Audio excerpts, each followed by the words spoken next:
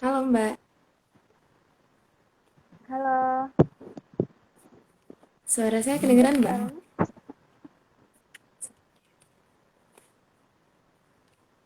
kedengeran? Masuk nggak suara Mbak? Masuk Mbak, kita langsung mulai aja ya Mbak.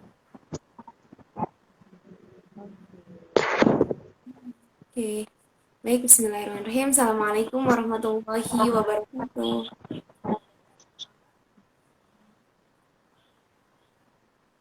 Halo teman-teman Asas Ketimuran, selamat malam. Semoga selalu dalam keadaan sehat dan yang pastinya bahagia. Walaupun memang hari ini kita masih berada di pandemi, tetap harus menjaga kesehatan, kesehatan menjaga imun dan juga iman. Salawat bersalam kita curahkan kepada junjungan Nabi besar kita, uswatun hasanah kita, yakni Habibina wa Syafiina wa Maulana Muhammad Sallallahu Alaihi Wasallam. Allahumma sholli ala Muhammad wa ala ali. Nah, langsung aja ya. Jadi kenalin nama aku Syarifah Indar Dewi. Malam ini kita bakal ngobrol-ngobrol santai dan juga akan berbagi ilmu dan juga bakal ketemu sama salah satu pembicara yang kece banget nih. Ada Mbak Nur Habibah Aini. Halo Mbak, selamat malam.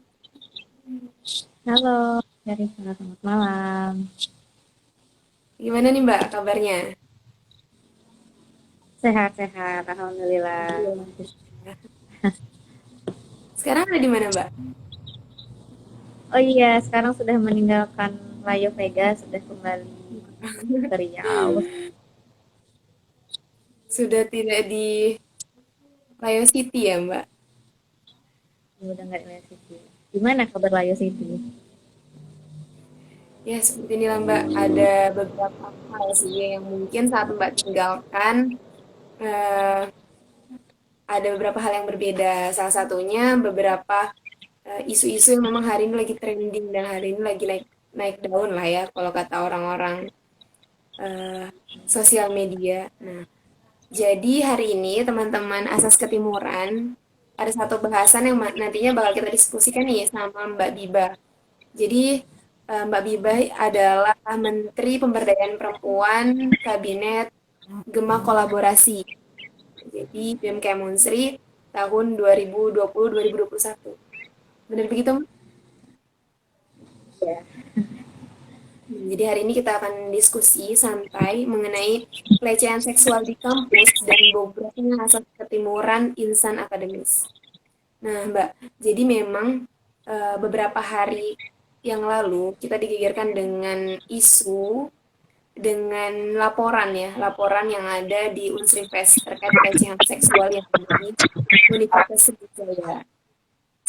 Nah, sebelum iya, masuk ke iya. sana, mungkin dari Mbak, apa sih Mbak arti atau maksud ya Mbak dari kalimat pelecehan seksual yang Mbak maksud? Apakah yang menurut Mbak, apakah memang pelecehan seksual ini hanya terjadi di pada perempuan saja gitu kan atau tidak menutup kemungkinan pelecehan seksual ini juga terjadi pada seorang laki-laki.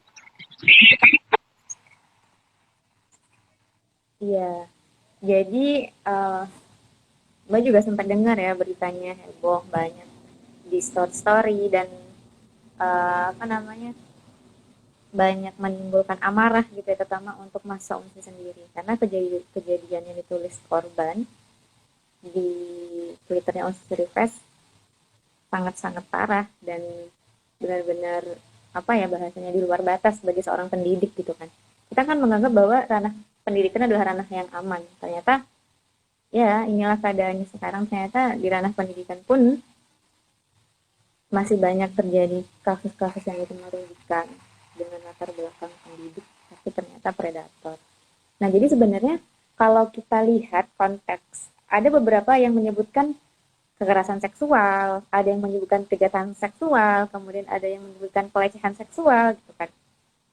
Nah, jadi kalau saya sendiri, kalau Mbak sendiri tuh lebih prefer ke kejahatan seksual karena kalau dilihat dari arti kata nih, kalau ada beberapa memang teman-teman dari teman-teman dari feminis, teman-teman dari yang lain itu menyebutkan bahwa kekerasan seksual itu segala perilaku gitu ya yang dilakukan dengan menyasar seksualitas atau organ seksual, tapi dengan adanya paksaan atau tidak adanya persetujuan dari seseorang. Nah, jadi di sini Mbak menggarisbawahi ya, kalau seandainya tidak ada paksaan, berarti itu nggak dianggap kekerasan seksual. Iya, Jadi iya, benar-benar. kalau jadi kan kalau kita lihat dari katanya tuh kayak yang ditilik itu bukan pada baik buruknya perilaku seksual. Gitu. Tapi yang harus ditinjau adalah gimana perilaku seksual yang kita tengok dari kesehatan, nilai-nilai sosial dan budaya yang ada di negara kita, negara timur gitu kan. Nah, jadi kalau saya sendiri, kalau Mbak lebih suka ke kejahatan seksual. Konteks membahasakannya adalah kejahatan seksual.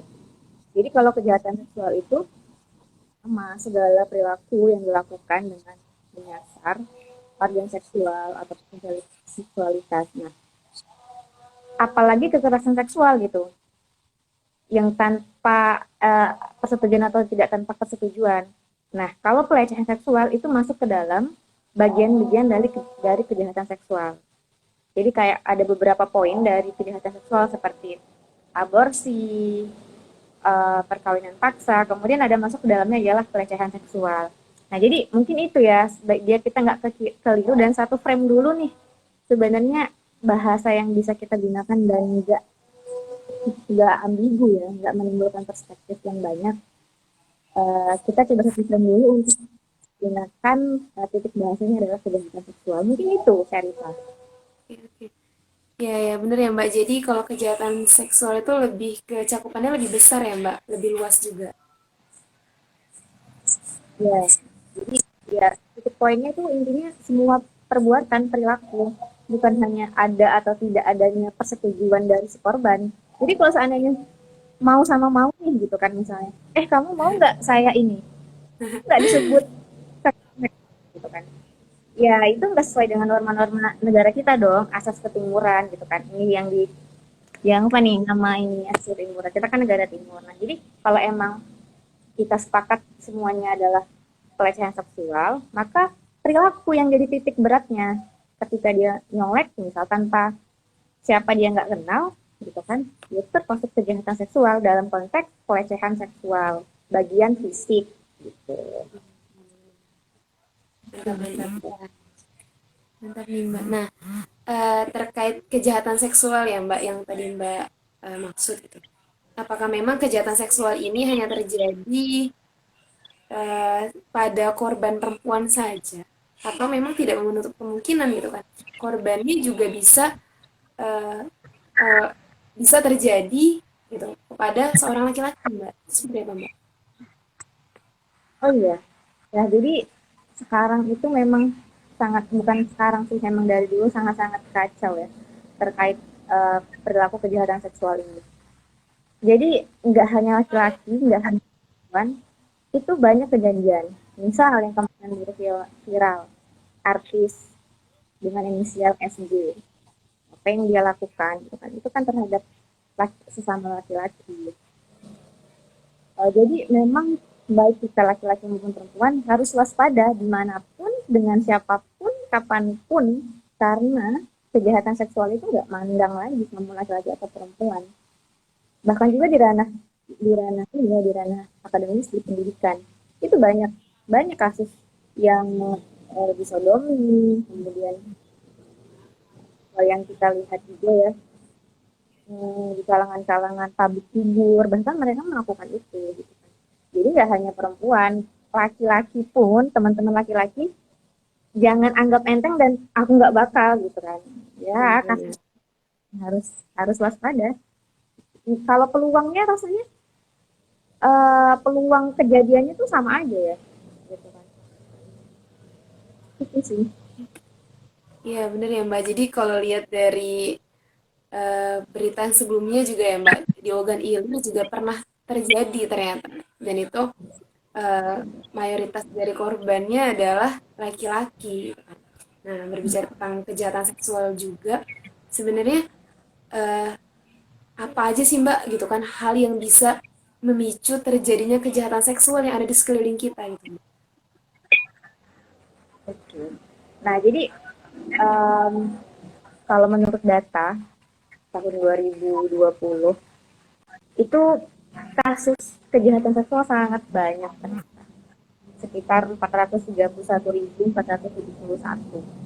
Nah, kemudian ini terbagi atas apa aja gitu kan. Kita harus lihat dulu beberapa. Biasanya tuh kejahatan seksual lewat verbal sekitar 60%, kemudian fisik 24%, kemudian seksual 15%.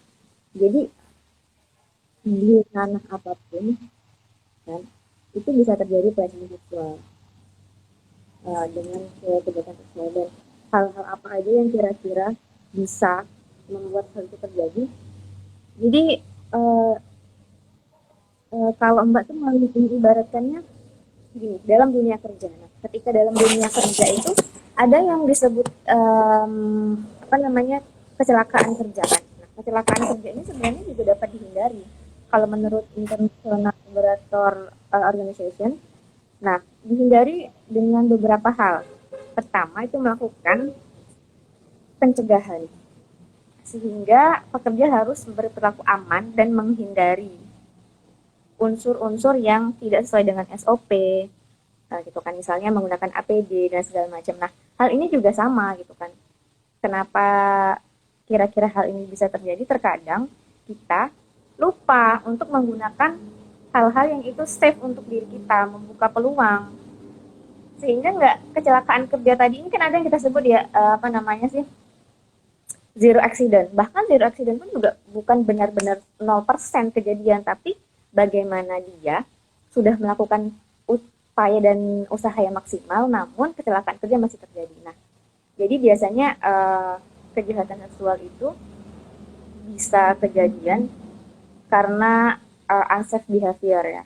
Kayak misalnya kalau cewek nih misalnya pergi keluar dan kemudian pulang terlalu lama tanpa didampingi misal. Kemudian kalau di ranah publik, di ranah umum, menggunakan perhiasan-perhiasan yang itu menonjol, kemudian menggunakan, kalau di sini ya, di kampung Mbak di Riau tuh orang-orang sini nyebutnya make pakaian yang kurang bahan. Jadi biasanya kalau bahan untuk orang tuh sekitar 3 atau berapa meter. Nah, ketika dia menggunakan kurang dari itu gitu kan untuk tubuhnya, nah kita nyebutnya kurang bahan. Nah, itu kemudian berperilaku di luar batas kesopanan. Jadi ketika ada kejahatan seksual itu memang dia itu ada dua hal, ya kan, yang bisa memicu, ada pelaku dan ada peluang. Nah, jadi dari diri kita sendiri memang ayo lakukan untuk tidak lagi melakukan unsafe behavior agar zero accident ini bisa benar-benar terwujud, walaupun memang kita, jadi misal kita walaupun sudah demikian, kalaupun masih terjadi, ya tadi zero accident aja nggak benar nol, nah maka apalagi kalau kita nggak menjaga gitu. Ini kalau misalnya ada orang yang misalnya pergi nih, terus kita kalau biasanya mencuri, terus tiba-tiba ada yang ngomong nih, oh udah nggak usah dikunci, orang nggak dikunci aja kemalingan. Misal hal itu kita terima logikanya, apa lantas kita nggak ngunci pintu? Enggak kan? Kita pasti ngunci pintu. Salah satu bentuk pencegahan. Kemalingan ataupun nggak kemalingan, kita udah melakukan upaya maksimal. Nah, jadi kejahatan-kejahatan seksual yang terjadi itu memang poin pertama yang harus dilakukan adalah uh, apa namanya, keamanan diri kita sendiri. Kita tahu lah mana yang kita um, paham sekarang, mana baik, mana buruk, mana yang dilihat enak, mana yang enggak, mana yang terbuka, mana yang tertutup, mana yang wajar, mana yang tidak. Apalagi kita bangsa Indonesia gitu kan. Yang emang dari kecil sebenarnya, biasanya warga Indonesia itu dari kecil, dari main-main itu kayak udah dia apa ya, budayanya itu udah kayak jangan, kalau orang Jawa jangan do, orang Jawa kan kalau pakaiannya yang kayak kebaya-kebaya gitu menutup dan segala macam. Jadi ya kalau menurut Mbak pribadi, yang bisa kita lakukan untuk pencegahan. Kemudian hal-hal lain, hal lain seperti ya kita banyak membaca dan segala macam aktivitas yang terjadi sehingga kita dihindari. Itu gitu sih. Oke Mbak, bener ya Mbak. Jadi kalau eh, sering dengar ya terkait kejahatan seksual, pelecehan seksual gitu kan. Kadang banyak orang yang nganggep ya siapa suruh perempuan yang pakai baju yang kurang bahan gitu kan. Pakai baju yang kurang bahan, terus juga eh, banyak tingkah gitu kan Mbak dan sebagainya. Tapi memang sekarang juga banyak orang yang berpersepsi kita sudah memakai pakaian yang sesuai loh gitu kan. Kami juga nggak bertingkah gitu kan. Kami juga sudah sesuai dengan semestinya, ibaratnya menjaga protokol keamanan loh ya dari kejahatan seksual. Nah, tapi kadang masih ada aja gitu kan, Mbak, eh, oknum-oknum yang tidak bermoral yang masih melakukan hal-hal tersebut gitu. Nah, mungkin apa aja sih, Mbak, gitu kan? Hal-hal yang harus kita lakukan untuk melakukan pencegahan ya. Pencegahan terkait hal tersebut dan memang ketika terjadi apa yang harus kita lakukan gitu kan penyelesaiannya. Ya, jadi benar ya yang disampaikan sama itu tadi. Kalau nggak hanya perempuan, laki-laki juga memang dianjurkan untuk ya mampu menahan dan segala macam. Karena kasusnya kalau teman-teman dari aktivis lain tuh bilang kalau orang yang perempuan berhijab aja masih banyak gitu kan kena kejahatan seksual. Ya memang ada, tapi kan kita sudah melakukan bentuk upaya semaksimal mungkin yang bisa kita lakukan seperti ngunci rumah tadi gitu kan. Kita nggak bisa apa ya melihat orang dan oh dia bakal dengan aku begini dia bakal tidak melakukan ini, tapi kita sudah meminimalisir untuk dia tidak melakukan ini.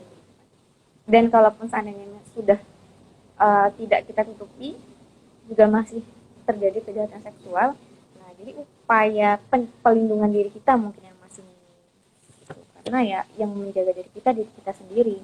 Kita tidak bisa juga mengharapkan orang lain. Kemudian kalau kita udah untuk di ranah publik dan untuk bisa mencegah ataupun sudah misal sudah terjadi gitu ya pelecehan seksualnya atau kejahatan seksualnya misal sudah terjadi kayak gitu kan apa gitu yang harus kita lakukan. Kalau tadi pencegahannya itu banyak ya. Kalau misal kayak di ranah pendidikan, usahakan kalau seandainya mau bimbingan nih mahasiswa akhir, kalau bisa berdua. Kemudian kalau Dan mau sendiri ya, Mbak. pergi-pergi, jangan ya kalau sendiri karena tadi kejahatan seksual itu kejadian itu dua, adanya pelaku dan peluang, gitu kan. Benar-benar. Berarti kita membenarkan dengan kita membenarkan peluang yang dia anggap itu peluang dengan kita sendiri. Cuman kita lebih kayak nge-trick diri kita bahwa oh untuk tidak membuka peluang bagi si pelaku lebih baiknya kita begini gitu, meminimalisir akan adanya kejahatan seksual. Kan kita bisa menilai. Kemudian banyak membaca kasus apa-apa aja gitu kan. Karena kejahatan seksual juga nggak hanya dilakukan fisik, banyak kejadian di travel. Nah, misal apa yang harus kita lakukan? Jadi kalau bisa usahakan bagi perempuan nih, karena rata-rata kalau dalam perjalanan itu perempuan. Kalau bisa berdua, kemudian eh, kalau bisa dia punya ilmu bela diri lah gitu kan, biar nggak macem-macem. Mantap, mantap, mantap. Ya, kalau dilihat agak sangar dikit kan, takut juga sebenarnya mereka. Mereka tuh Pasti. sebenarnya nggak akan berani ngapain kita kalau kitanya juga gimana ya, menampakkan wajah, memperlihatkan ekspresi yang sangar, maksudnya bahasanya adalah Benar. gitu kan ya bahasanya. Kemudian juga karena kejahatan seksualnya itu banyak di ranah publik ya kayak tadi kayak kasus-kasus unsafe behavior-nya dikurangi gitu, pencegahan kalau untuk diri pribadi jangan pakai yang menonjol perhiasan bisa memancing dengan yang terlalu malam. Dan kalau seandainya misal nih udah kejadian menimpa, apa gitu yang harus kita lakukan juga. Jadi teman-teman mungkin yang paling pertama kita lakukan ketika memang sudah terjadi atau kita mengetahui dengan adanya bukti, ya yang paling utama harus ngomong, harus up. Harus up. Harus, itu harus. Karena kita yang tahu dan kita yang mengalami. Nggak, kalau kita nggak ngomong, gimana orang lain mau tahu? Gitu kan. Kemudian yang kedua, cari kawan atau pendampingan atau lembaga. Karena kalau sendiri yakin itu akan ngublek-ulek kayak ini aku yang salah, ini aku yang gimana, kayak malu, takut. Karena kadang korban tuh ini ya, apa namanya, alasan nggak lapor tuh kadang 35%-nya itu kalau dari data, ngambil dari datanya studi konservatif barometer tahun 2020, dari data yang diambil sekitar 1.586 orang, 33,5%-nya tuh bilang nggak lapor tuh karena takut. Biasanya kalau kalau sebagai penyintas sih emang kayak, apalagi cewek, itu pasti lebih banyak, lebih mempertimbangkan hal-hal. Nanti kalau aku gini, nanti kayak gini, efeknya bakal gini, gini, gini. Kemudian sekitar 20%-nya malu nih. Malu karena ketika kita cerita atau data diri kita terlihat, pasti mikirnya, orang akan mengingat aku dengan kejadianku yang ini. Kemudian 20% tuh nggak tahu dia harus lapor kemana. Karena ya tadi kayaknya emang kurang branding dan segala macam, juga mungkin kurang penyuluhan dan segala macam dari daerah dan kampus, dari anak pendidikan, dan 18,5% merasa bersalah dengan diri sendiri. Nah, jadi ketika teman-teman kita semua, siapapun yang pernah uh, kena kasus ini, hal yang harus sama-sama kita coba lakukan adalah speak up, nggak ada lain. Ngomong dulu, cari pendampingan, banyak ya, di LBHI, kemudian kalau di daerah itu ada PPPA, kalau di lembaga pendidik, kalau kita di kampus, ya cari lembaga-lembaga yang ada menaungi itu. Misal kalau di kita di Unsri, berarti ke BEM. BEM ada bagiannya lagi, berarti ke PP. Kemudian cari, kalau katanya Unsri ngusung kampus sehat, tapi cari beberapa bagian yang mengusung itu. Nah, jadi teman-teman jangan jangan takut, jangan merasa bersalah, dan lembaga pasti melindungi identitas karena kita menjaga rahasia. Selebihnya nanti kalau mau dibawa ke ranah hukum dan segala macam, itu pasti layanan pendampingan yang akan membantu kita harus gimana dan segala macam. Kemudian alat, karena kalau kasus kejahatan seksual biasanya minim bukti, tapi pasti ada. Kalau dia melakukannya secara fisik, berarti kita ada bukti sidik jari dan segala macam. Hal-hal yang itu kecil tapi bisa menjadi bukti, ya itu harus dikumpulkan. Gitu. Biar nggak ada lagi predator-predator yang bertopeng berkedok pendidik gitu kan. Dan apa ya, dan ini nggak ada sanksi apa-apa gitu kan kalau kita nggak speak. Kita traumanya seumur hidup karena kita nggak ngomong, itu bakal, apa ya, bahasa Jawanya, ngedengkel gitu. Ngedengkel dalam hati, tapi dia enggak gitu kan, dia si pelaku enggak. Nah, jadi itu kayaknya tuh. Pokoknya yang harus pertama kita lakukan ya yang harus ngomong, cari pendampingan. Pun kalau nggak bisa kita bawa ranah hukum, setidaknya sosial. Dan orang tahu, oh dia, dan masyarakat nggak akan lagi atau waspada dengan dia gitu ya bahasanya. Meminimalisir kejadian-kejadian gitu. Gimana nih? Iya, bener ya Mbak. Jadi terkait kejahatan seksual yang hari terjadi dan ketika memang korban-korbannya tuh memang harus speak up ya Mbak. Karena memang kalau nggak speak up sama aja kita nggak memutus rantai kejahatan yang memang pelaku lakukan. Enggak sih Mbak. Walaupun memang pasti mereka berada di keadaan yang mungkin sangat down dan juga sangat takut ya Mbak, karena kejadian itu. Nah, berbicara terkait pencegahan ya Mbak, pencegahan dan juga peminimalisasiran terhadap kejahatan-kejahatan tersebut, termasuk berbicara tentang payung hukum nih Mbak. Eh, di Indonesia juga, di negara kita sedang ramai ya, sedang ramai terkait rancangan undang-undang penghapusan kekerasan seksual, yang mana memang bulan lalu Balik telah mengumumkan gitu kan, eh, rancangan RUU PKS ini berubah nama katanya menjadi RUU TPKS gitu kan. Nah, itu sih Mbak, pandangan Mbak terkait RUU TPKS ya, yang sekarang sudah berganti nama ya, dari RUU PKS ke RUU TPKS gitu. Apakah benar gitu? Apa sih benang merah dari RUU PKS ini? Gitu? Apakah benar memang RUU PKS ini akan menjadi payung hukumnya yang katanya nih melindungi korban gitu kan? Atau memang seperti apa gitu kan Mbak? Atau memang sebaliknya dan atau memang ya hanya sekedar rancangan undang-undang saja gitu kan Mbak? Walaupun memang kita memang sangat membutuhkan payung hukum gitu kan. Mungkin Mbak bisa menjelaskan nih Mbak terkait rancangan undang-undang tindak kekerasan seksual tersebut. Iya.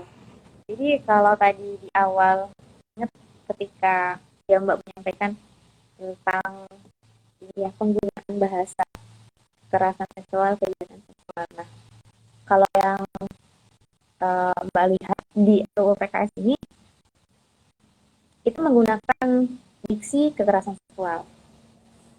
Nah, kalau dari ini opini pribadi ya, dengan segala dengan segala kekurangan ilmu gitu dan minim informasi, ini jadi opini pribadi. Jadi kalau dari opini pribadi tadi di awalnya gitu kan Mbak udah menyampaikan bahwa Mbak lebih prefer kepada diksi yang digunakan adalah kejahatan seksual ketimbang apa namanya kekerasan seksual Pesan. karena tadi iya sudah disampaikan kan kalau kekerasan yang ada di definisi draft RUU ini yaitu dia kalau Mbak lebih menggarisbawahinya itu kayak ada kata yang dengan ada atau tidak persetujuan gitu loh. Jadi kalau seandainya ada Benar, persetujuan Mbak. tadi ya berarti buat soal ini kayak wow kan gitu ya. Jadi kalau misalnya sama remaja yang belum ikatan perkawinan secara sah, kalau mereka sama-sama mau itu tidak dianggap tindak kejahatan seksual. Kan itu kalau secara logika kalau Mbak pribadi nggak bisa nerima sih gitu. Dan, Benar, uh, Mbak. dan juga itu ya apa namanya kalau dari beberapa yang disampaikan tuh sistem yang dilakukan di RUU ini kayak hukum nasional. Sistem hukum nasional itu kan sistem hukum positif ya. Jadi kayak dari fungsi hukumnya itu kayak menyalahi dan merubah tatanan idealita masyarakat dari diksinya juga. Jadi kan gini, dan teman-teman yang mengusung RUU PKS ini biasanya menyebutkan dirinya bahwa mereka adalah gerakan aktivis perempuan apa namanya aktivis feminisme. Nah jadi dan mereka menggaungkan bahwa tubuhku milikku, hakku, nggak ada nggak ada hak negara mengatur. Jadi mbak tuh jadi gini, lah uang kamu tuh tinggalnya di Indonesia gitu loh. Paradok ya, Mbak. Kamu tinggalnya tuh di negara demokrasi. Kalau kamu nggak mau diatur, jangan tinggal di Indonesia. Gitu maksudnya. Karena kok lucu ya. Gitu. Jadi, bangsa luhur kita, ya, bangsa timur itu sangat kayaan, sangat kaya. Nggak hanya kaya budaya, misalnya nggak hanya kaya alam, tapi kaya dengan budaya. Budaya apa? Ya budaya sopan santun, berpakaian gitu loh. Jadi kayak salah satu tujuan negara mengatur ranah privat itu adalah ini agar perilaku seksual seseorang itu nggak menyimpang gitu loh. Misal nih, jadi ada fakta yang membuktikan bahwa kasus HIV/AIDS itu pertama kali ditemukan pada bulan Juli 1981. Yang ini diketemukan pada sekelompok gay di New York dan California. Di negara itu kan apa ya, seksualitas tuh nggak diatur untuk negaranya. Dan ini muncul di sana. Berarti kan karena nggak diatur tadi, akhirnya muncul penyakit-penyakit. Lah negara kita nih, pengen ngatur itu biar nggak apa, biar biar sesuai gitu loh, biar nggak nganeh-nganeh ya bahasanya. Bahasa kan anak milenial sekarang tuh nganeh-nganeh. Jadi kayak Aneh-aneh. negara tuh ngatur itu terjadi penyimpangan seksualitas seseorang. Nggak menyimpangnya dari apa ya? Dari nilai-nilai moral, dari nilai-nilai agama. Karena apa? Karena negara kita adalah negara ketuhanan gitu kan. Kemudian juga nah, jadi penyakit ini yang tadi penyakit AIDS dan HIV yang terjadi di California dan New York ini itu jadi penyakit anomali hukum alam, dan mereka yang berperilaku seksual tuh menyalahi fitrahnya. Ya dong, laki-laki sama laki-laki, perempuan sama perempuan. Wajar kalau ada penyakit. Nah, ini tuh data yang saya ambil dari Dr. Dewi Wulandari. Beliau adalah PSPI dari Kota Solo. Nah, jadi itu kalau teman-teman feminis bilang bahwa tubuhku adalah hakku, iya benar, itu adalah hak teman-teman gitu kan. Cuman bagaimana kita menjaganya gitu. Bahkan mereka untuk membuktikan bahwa tubuh ini adalah milik itu kayak sampai ada aksi yang memperlihatkan dada untuk membuktikan bahwa oh ini saking miliknya tubuhku ini gitu kan. Nah, tapi mereka tuh nggak nggak sadar bahwa negara melakukan ini adalah jadi penyimpangan. Jadi kalau yang tadi yang dipakai adalah kekerasan seksualnya, misal nih, misal gay atau lesbi, karena sama-sama suka, ya nggak masalah dong, nggak kekerasan seksual dong, iya kan? Karena mereka sama-sama Bener, Mbak. mau. Ingat.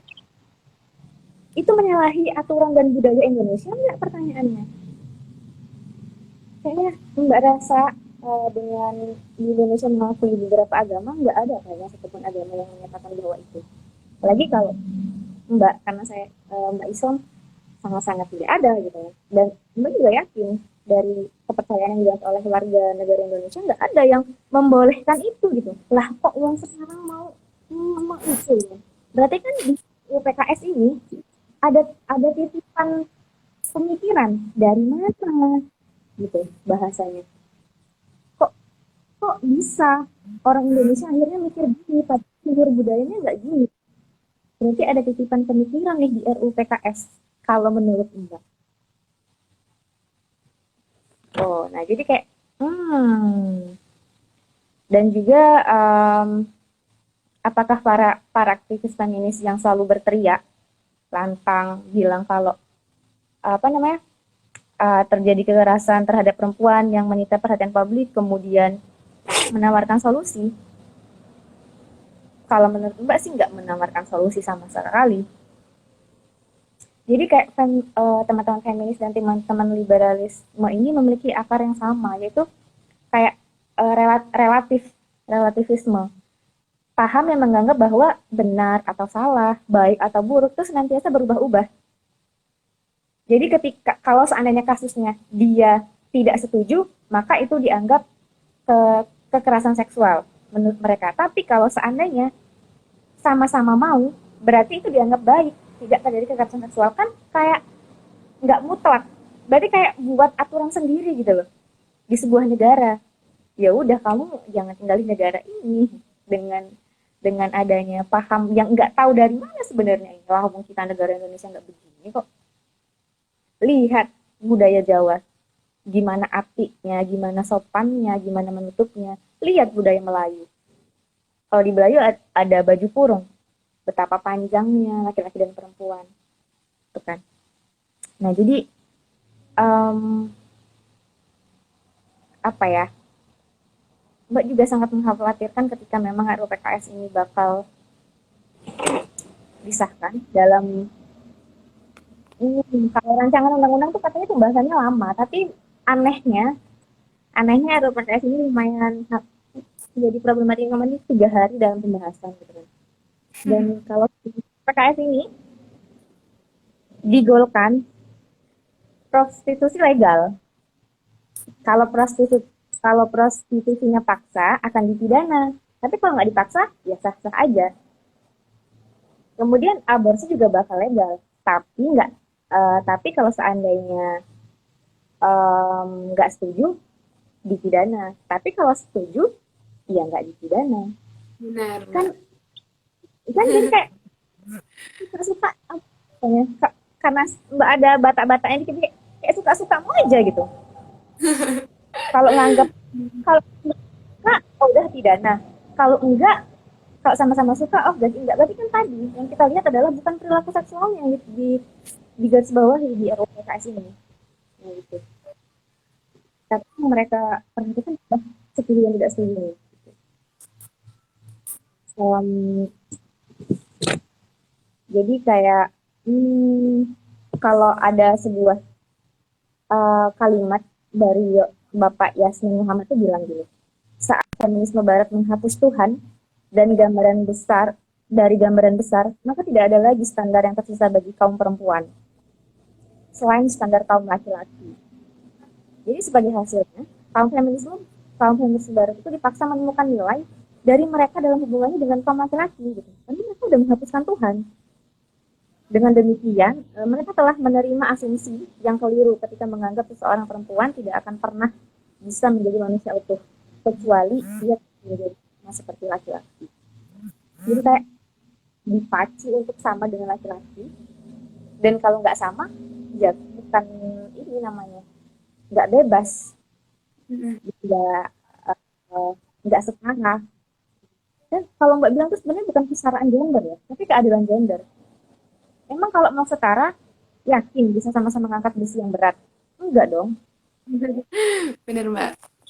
Iya, secara fisik aja kita harusnya udah nggak bisa disetarain, nggak bisa. Jadi kayak ya agak keblinger sih ya bahas ini. Kalau kalau menurut saya keblinger ketika ketika pemerintah mencanangkan kan prolegnas segala macam, walaupun banyak pandangan dan segala macam. Jadi ya harusnya sih coba dikaji lagi. Biar pakai sini teman-teman dari feminis, feminis itu dalam isu kesehatan seksual, mereka tuh ini tapi yang feminis radikal ya. Mereka tuh kayak mengklaim bahwa menjadi ibu biologis itu akan menyulitkan diri sendiri gitu kan. Kemudian akan menguras tenaga, baik fisik maupun psikologi. Dan jadi tuh kayak kayak suka-suka mereka lagi. Kalau punya keturunan yang monggo, enggak yang monggo, karena bakal dikira akan menguras tenaga. Jadi kan kalau seandainya nih dulu ya, seandainya dulu orang tua mereka sudah punya pemikiran itu, apa yang mereka bakal lahir di dunia ini gitu. Benar, Mbak. Jadi ya gitulah, kayak pemikiran apa ini gitu, yang disisipi di dalam RUU PKS gitu sih kalau bukan opini ya, yang Mbak tahu tahu dan ya opini pribadi sih terkait pandangan tentang RUU PKS.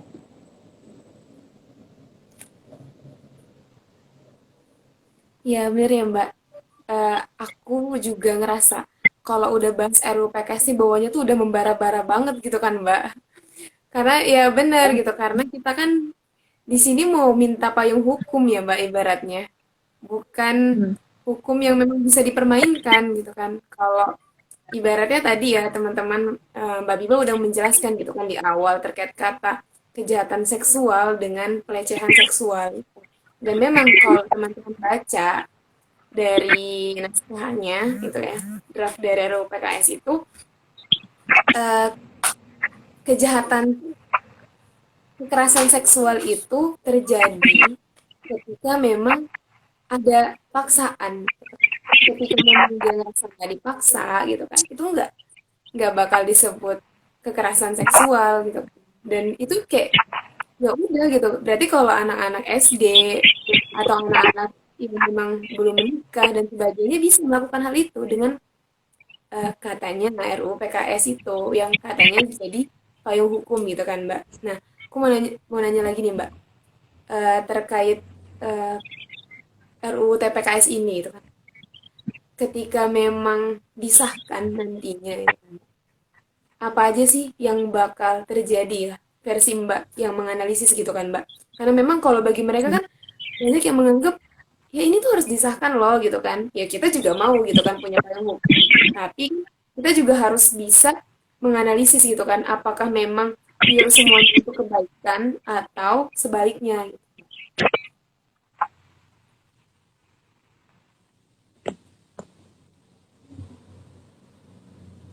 Gimana Mbak? Oh ya, jadi kalau yang Mbak pikirin ketika emang ini disahkan, ya orang bakal bakal suka hati untuk menyalurkan seksualitasnya. Dan sebenarnya kalau em, ngelihat dari berbagai ormas yang pro dan kontra dengan RUU PKS ini, kita melihat ketika memang teman-teman pengusung RUU PKS ini bisa menerima dan memang rancangan undang-undang ini untuk payung hukum dan melindungi korban, harusnya ketika ada apa namanya ada tambahan masukan dari teman-teman yang kontra untuk diksi, harusnya harusnya sih diterima, dan ini nggak diterima gitu kan. Sebenarnya jadi mau melindungi atau mau membiarkan seksualitas itu merajalela dengan tidak pada koridornya gitu. Kan kalau kita lihat kejahatan seksual dengan definisinya dan kekerasan seksual dengan definisinya menghapuskan kata itu, ketika memang kita udah sama-sama bisa dengan pasal-pasal yang diperdebatkan, kalau memang sama-sama disatukan ya kita nggak masalah gitu dengan adanya RPKS. Jadi gini, bukan berarti ketika memang tidak setuju dengan RUU PKS, bukan berarti kita tidak setuju dengan adanya pelindungan korban. Oh no, no, kita sangat-sangat pro dengan korban. Karena kita ingin melindungi korban, makanya kita menilik, mengkritisi, membaca gitu. Oh, ini bahasanya kalau dosen tuh direvisi gitu kan. Oh, ini kurang. Oh, diksinya harusnya begini. Biar nanti orang nggak salah maknai dan hasilnya nggak begini. Kan gitu ya. Tapi ini enggak gitu kan. Masih dipertahankan. Jadi sebenarnya siapa yang mau dilindungi dan untuk siapa payung hukum ini? Gitu. Benar-benar Untuk untuk em, penyimpangan-penyimpangan seksualitas. Jadi kalau sebenarnya ini bisa disahkan oleh pemerintah, mungkin Indonesia nggak sebutannya negara timur ya. Hanya letaknya aja mungkin secara geografis. Tapi budayanya nol sih bakal. barat. No. Iya. Bahkan mungkin bakal pasangan laki-laki di umum udah bakal jadi biasa aja mungkin Bisa. di Indonesia. Lah wong ini kok, lah wong sama-sama suka nggak ada paksaan, nggak kekerasan dong. Jadi ya bakal Wow. pembelajaran. Ya benar-benar sekali ya Mbak. Jadi kalau kita mengulik ke belakang juga, ternyata RUU PKS ini bukan dari tahun ini aja ya Mbak gitu kan, dipermasalahkan gitu kan. Udah sangat rame banget gitu kan, udah ada yang pro, ada yang kontra, sampai ada orang yang kayak bingung banget sih sama yang katanya payung hukum ini gitu kan. Jadi kayak mau seperti apa gitu, jadinya mau sampai kapan gitu kan. Prolegnas lagi nanti, prolegnas lagi gitu kan Mbak. Nah, apa sih Mbak sebenarnya harapan Mbak gitu ya terkait Nah, rancangan undang-undang penghapusan kekerasan seksual yang dimaksud gitu kan. Karena memang benar kata Mbak tadi, kita tuh bukan nggak mau melindungi korban gitu kan, tapi mau mencari yang terbaik gitu kan dari payung hukum yang akan disahkan. Gitu. Jadi apa nih harapan Mbak? jadi harapannya kalau katanya nih, kalau kata leluhur budaya Indonesia dulu, berbeda-beda tetap satu jua, ya kan? Bhinneka Tunggal Ika. Nih katanya dulu. Nggak tahu nih masih kepake nggak sekarang dengan teman-teman feminis, dengan kita semua. Nah kalau memang tujuan kita sama, payung hukum kita sama untuk korban, untuk penyintas, dan untuk memberikan efek kepada pelaku, ya ayo dibahas gitu loh. Di parlemen tuh dibahas, di MPR. Jangan hanya segelintir orang dan tahu-tahu udah kelar pembahasan dalam 3 hari. Wow, ini bahas bahas apa ya? Rapat BEM aja kayaknya lebih dari 3 hari gitu kan. Bener, Kok Mbak. bahas rancangan yang itu melibatkan seluruh masyarakat Indonesia dalam waktu 3 hari dan tidak melibatkan banyak orang, kan ini sangat jadi pertanyaan.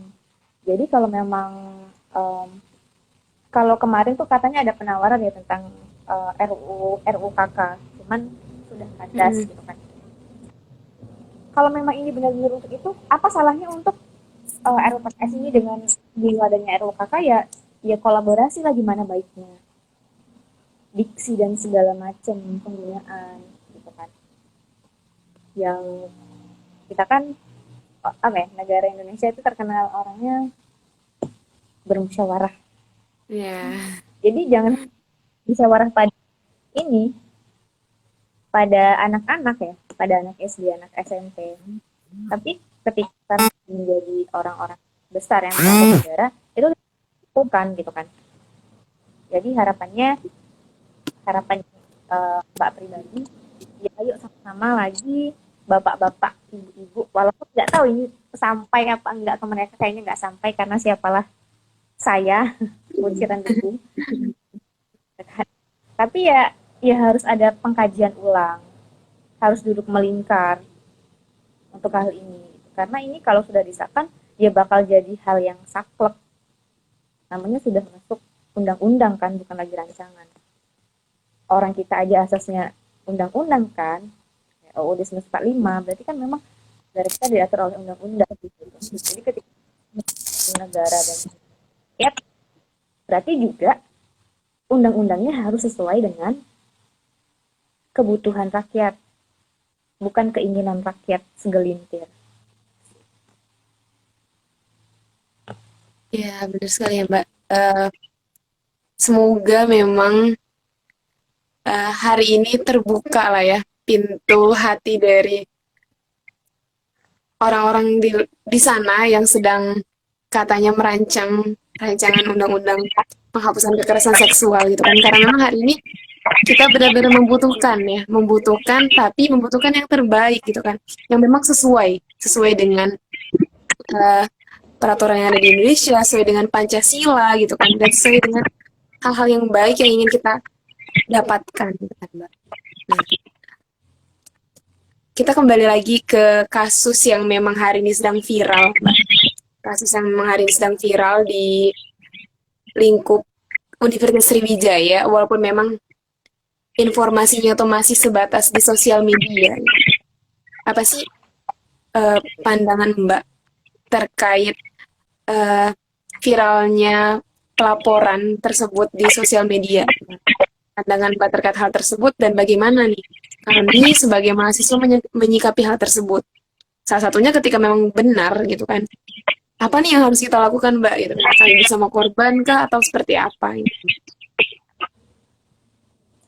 Ya, jadi sini jagat raya sosial media dihebohkan dengan adanya postingan dari akun Twitter tersebut, dan itu sebenarnya membuat sedih, marah, tapi juga kayak membuat oh ternyata ada di Unsri. Mungkin ini yang berani ngomong, yang berani curhat, Ini tadi dia tuh masuk poin yang nggak tahu harus lapor kemana. Jadi akhirnya mencoba nyarinya di sana gitu kan. Jadi kayak uh, kasus ini ternyata ada di Unsri, di ranah kampus, katanya tempat paling nyaman karena pendidikan. Pendidikan kan katanya ngajarin moral kan, akhlak. Benar, Mbak. Iya, yang dicanangkan oleh Kemendikbud kan itu kan, memanusiakan manusia. Tapi ternyata ada yang tidak manusia di Unsri. Dan sebenarnya kita sangat bersyukur karena korban sudah mau speak up. Jadi memang karena kita adalah mahasiswa dan di sini naungannya adalah BMKM Unsri yang punya yang punya ranah untuk perlindungan perempuan, ya memang harus pertama harus didampingi sih. Kalaupun memang kalaupun memang korban bersedih seperti ini. Kemudian Unsri nih, Unsri kan punya program kampus sehat katanya. Nah, benar nggak kampus sehat itu program yang akan diberikan atau hanya administrasi doang untuk mencairkan dana? Gitu. Nggak mungkin rektor nggak sampai dengar ini. Nggak mungkin WR3, WR2, WR1 dan eh, dekan-dekan nggak mendengar adanya berita ini. Pasti mereka mendengar. Cuman yang jadi bahan perenungan kita adalah apa tindakan mereka dengan kasus seperti ini. Dan kita selaku mahasiswa khususnya BEM, khususnya PP lagi yang memang karena kita nggak punya layanan aduan maksudnya yang berbasis memang itu udah dibentuk dan udah ada SK kita kan belum ada itu. Nah jadi memang kayak ya PP-nya yang harus sudah berbagai data kemudian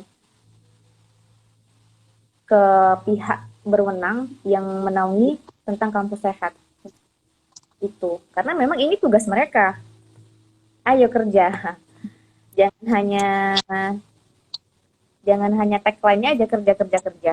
Tapi ketika ada kerjaan mangkir. Wah, wah, bahaya. Bahaya mana tagline-nya kerjanya gitu. Yang harus pas loh. Ini kerjanya ini tuh kayak udah apa ya amarahnya masa unsur itu udah meledak-ledak dengan adanya kasus ini. Tapi kalau seandainya rektorat masih diam-diam aja, ini ini maunya apa? Gitu. Dan kalau sampai kasus ini nggak benar-benar ditangani dan kalau sampai pelaku juga masih bisa enak-enak senyum manis, kebangetan dan keblinger banget sih menurut Mbak para para pejabat di kampus. Maksudnya adalah mereka yang punya wewenang, rektor dan segala macam. Karena yang punya wewenang untuk memberikan sanksi tegas adalah mereka. Kita bisa memberikan rekomendasi, kita bisa mengumpulkan data dan segala macam. Ketika kita sudah memberikan dan mereka itu harusnya menjadi bahan acuan dan bahan pertimbangan mereka untuk melakukan untuk memberikan sanksi yang tegas ditambah dengan pengakuan korban yang udah sangat sangat sangat sangat sangat jelas di postingan akun tersebut. Jadi harapannya teman-teman dari UKM UKK Mahasiswa Unsri bersatu membentuk sebuah apalah agar ini nggak kejadian lagi atau teman-teman Mahasiswa Unsri yang kemarin-kemarin belum speak up itu kan bolehlah untuk kemudian mengisi di layanan aduan biar jadi bahan data dan kemudian bisa dibawa ke rektorat karena kan biasanya kalau rektorat nggak akan nerima mahasiswa yang tidak by data kan. Nah, jadi kita lagi mengumpulkan data, teman-teman PP lagi mengumpulkan data untuk bisa menyelesaikan, merampungkan, sehingga membentuk sebuah layanan aduan yang itu memang bersifatnya resmi, gitu. Yang bisa dikelola oleh mahasiswa juga. Kalau memang nggak ditanggapi, kayaknya perlu digeruduk deh.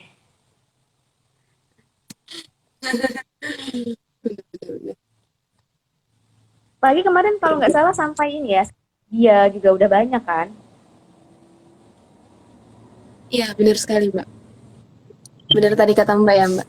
Sebenarnya eh, hal yang perlu kita lakukan adalah menjadi garda terdepan untuk mengusut ya, mengusut dan membantu keadilan bagi korban yang memang hari ini kita nggak tahu itu pelapor pertama atau sudah yang kesekian kalinya gitu kan, Mbak. Nah, karena kita juga ini lagi diskusi nih Mbak, banyak sekali orang-orang yang bertanya gimana sih nanti gitu kan ketika memang dari pihak yang berwenang di kampus itu kan hanya memberikan sanksi bagi pelaku yang memang ya sanksi biasa tanpa ada sanksi sosial ibaratnya ketika memang ternyata banyak sekali laporan-laporan tapi hanya ditutup kasusnya gitu kan Mbak, hanya ditutup sekedar ini loh Unsri ini baik-baik aja gitu kan, nggak ada Unsri ini hal-hal yang seperti ini gitu kan, ibaratnya menjaga nama baik lah Mbak gitu.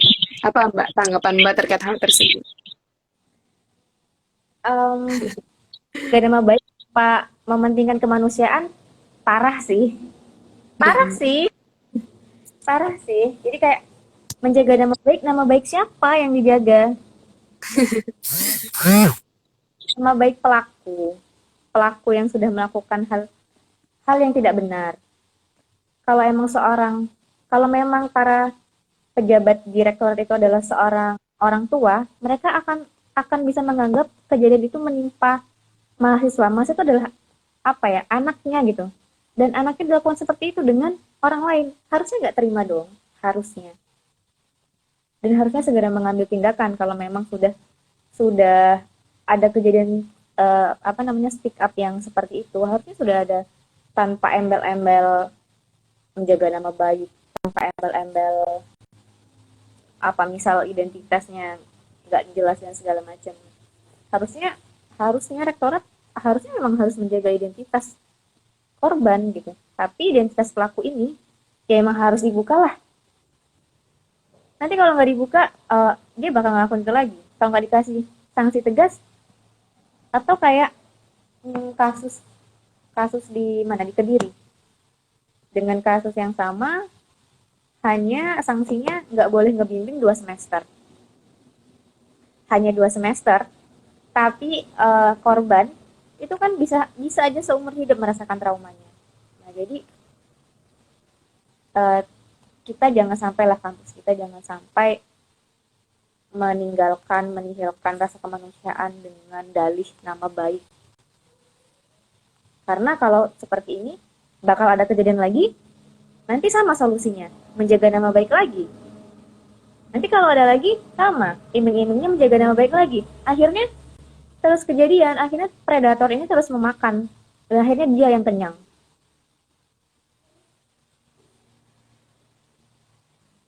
ya Jadi benar Mbak. harus ditumpas Aku lah sepakat bahasanya. banget sih Mbak. Ketika memang tagline yang menjaga nama baik Unsri itu sama saja bertentangan dengan hal yang katanya memanusiakan manusia ya nggak sih Mbak? Kita nggak mungkin gitu kan orang sehat, orang waras kayaknya nggak ada satupun orang yang waras yang memang mau membiarkan rantai kejahatan, kebodohan dan kecacatan moral yang hari ini dilakukan, apalagi memang dilakukan oleh seseorang yang katanya pendidik gitu kan, seseorang yang katanya pendidik dan seseorang yang katanya memberikan panutan.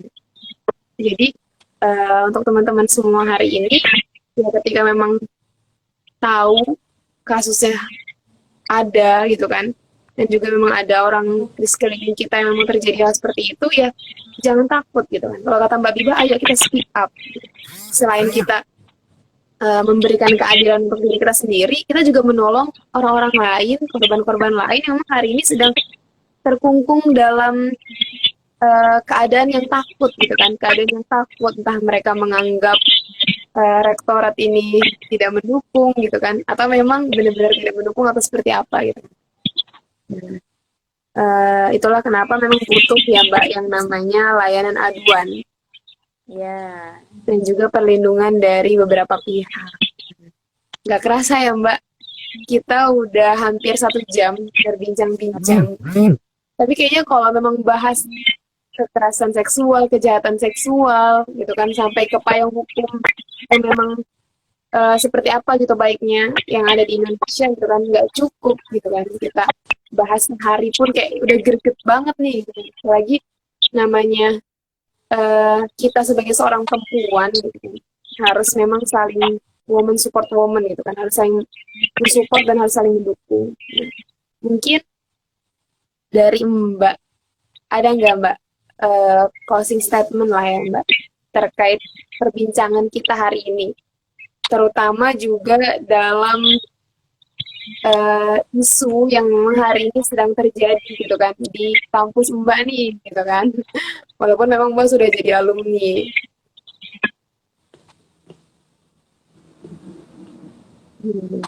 ya. Jadi kalau memang kita ini masih berstatus dan berKTP sebagai warga negara Indonesia yang termasuk bangsa Timur dengan asas-asas ketimurannya, dengan kaya agama, adat, budaya, dan ras, sampai Maaf Mbak, agak dari ke suaranya agak kecil Mbak. gimana? Suaranya agak kecil Mbak. Dibesarin lagi Mbak. Oh iya, oke. Ini gimana udah? Dah. Oke. Nah, jadi teman-teman semua, kalau memang kita hari ini masih terus berKTP sebagai warga negara Indonesia, bangsa Indonesia yang termasuk bangsa Timur, dengan asas-asas ketimuran, dengan luhur budayanya, dengan kaya agama, adat, budaya, dan ras, sampai detik ini saya yakin dan percaya dari kekayaan itu semua tidak ada yang mengajarkan tentang kejahatan seksual. Leluhur kita dulu sangat-sangat menjaga sopan santun.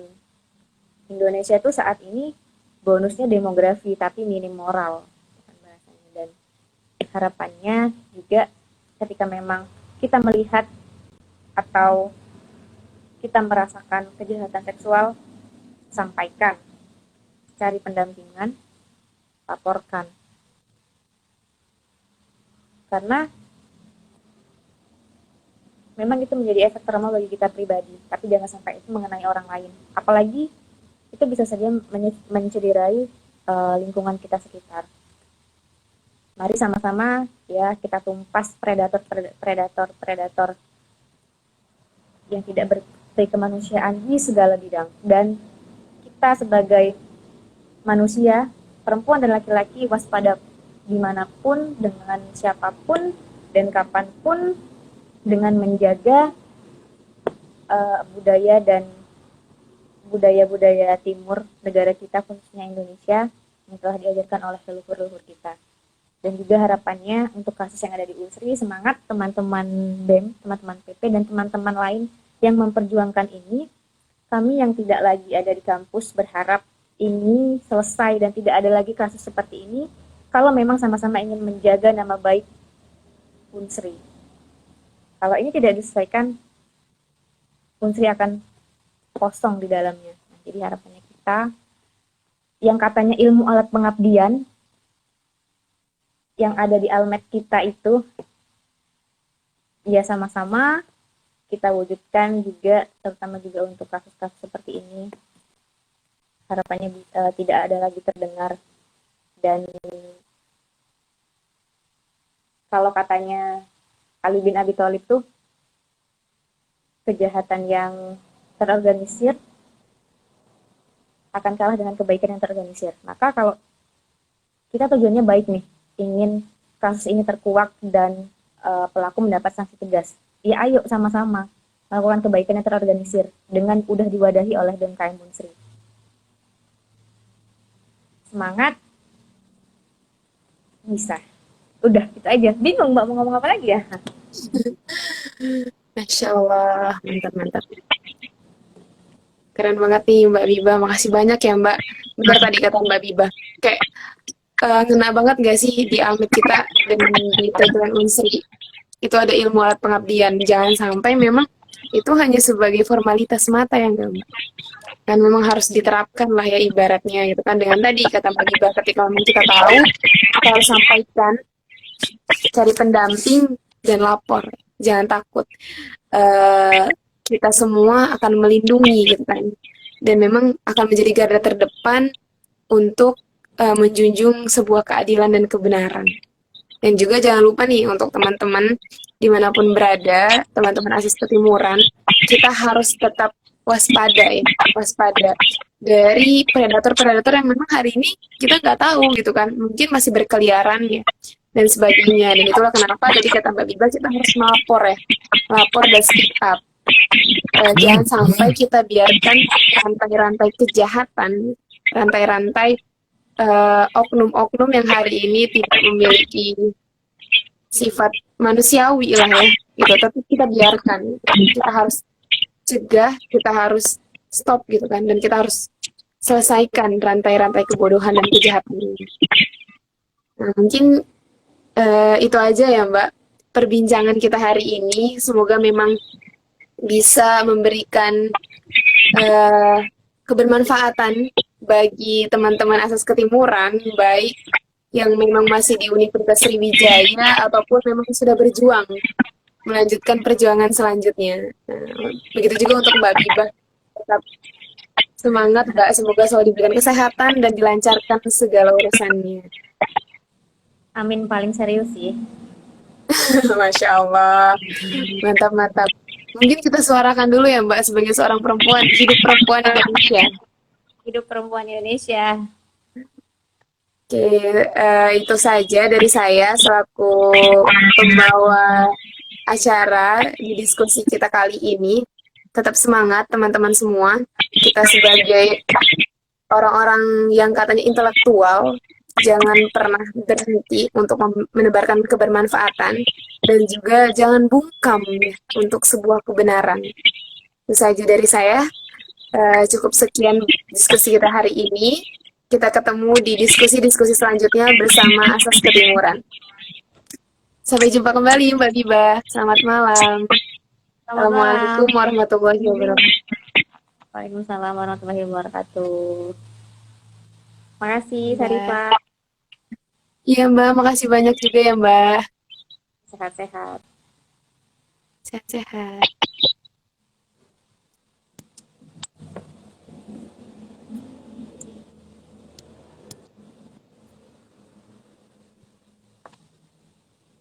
Oke.